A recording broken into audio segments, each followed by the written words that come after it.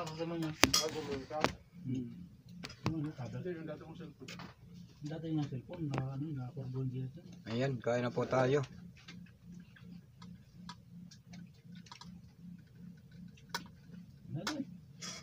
Ano muna ako, nabubulunan ako eh. Ayaw na lang ako pero Ano, marami ha. hindi kita kayo dyan. Magpamay na lang ho ako. Sobrang na yan. Ito yung pinagkatuan ko. Sobrang na. Tama yun. Ano, ito. Ako rin, kunsi. Sorry pa ng kamali. Ayaw mo na ako nila. Ayan, arang oras ay ganap ng alas 4:47 ng hapon guys. Naghahaponan na kami dito sa aming kwarto. Ang ulam natin ay roasted chicken. Ayan o. Nagkamay na nga lang po pala ako para masarap pagkain. Bakit na lang itong pakpak doon, ayaw mo nang pakpak alam ko eh. Sa inyo yung mga laman. Yung ano? Masarap pa yung pakpak. Diba siya yung Gusto mo pala pakpak, no? market. Mapit ako.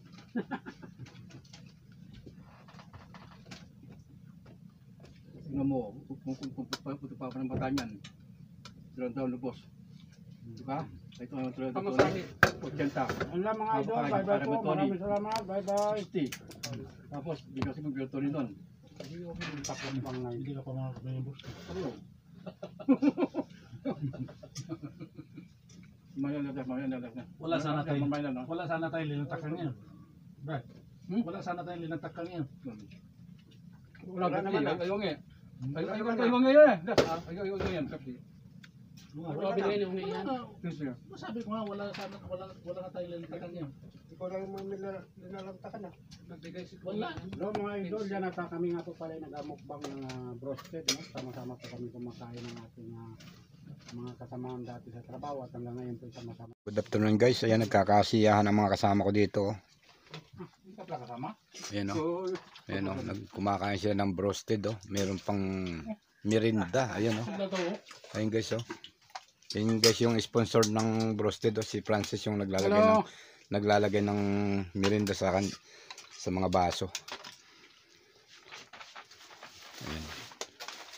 Malapit na po kasi siyang umuwi ng Pilipinas kaya nagpapa-blow out siya. Nandiyon kayo kanina. Nagpasundo na lang ako kay radyo doon.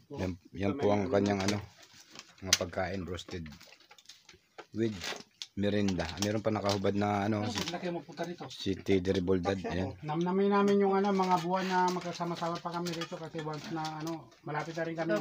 Dito. Ayan po. Naka-20 pa, no? Yan si Kasablay oh. Nakasombrero kumakain oh. Yan oh. Yan. Kain po, kain. Yan. Kain daw. Yan naman si Francis. Hindi na madali yung line. Bahala ang takso doon. Saan? Terminal. Oh, mahal talaga doon kasi terminal lang yun eh. Ano po yan? Hapunan dito sa aming kwarto. Dahil may nagpalibre ng pagkain po na roasted chicken. Ayan. Kaya nagsalo-salo po dito sa aming kwarto. Kain kayo, french fry, no? Kakanin kayo. Kakanin kayo pala kayo. Doon. Kunti lang, marami pala doon. Ang dami, oy. Isang chicken joy. Kaya nyo na yan. Ayoko na. Kakaya. Pasalamat kami to. Kakaya. Kakaya, no?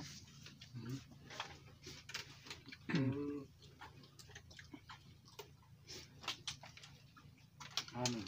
Parang mga chicken mo. Isang, gano'n?